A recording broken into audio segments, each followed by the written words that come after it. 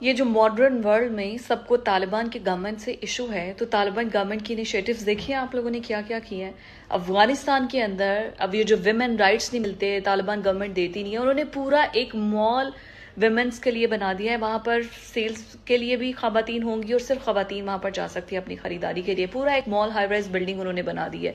दूसरा सबसे बेहतरीन इनिशिएटिव जो तालिबान गवर्नमेंट ने लिया है, वो जो हैबतुल्लाह खुनज़ादा है, वो ये कहते हैं कि जो जो भी तालिबान इस गवर्नमेंट के अंदर स्टेक होल्डर्स में है, जिनके पास मिनिस्ट्रीज हैं, उनके ताए चाचे मामे भतीजे भतीजियां, उनका कोई भी फैमिली मेंबर उसको सरकारी नौकरी ओहदा मिलना ही नहीं है। ये उन्होंने क्लियर बता दिया। और हमारे यहाँ पे एक एमपी एमएनए बनता नहीं है, पहले उसके मैट्रिक फेल भतीजे को नौकरी पे कोई चेयरमैन लगा देते हैं, कोई कोई एफए फेल होता है, कोई बीए से भागा होता है, उसको सरकारी नौकरियां मिल जाती हैं। तो ये तालिबान गवर्नमेंट के इनिशिएटिव्स हैं।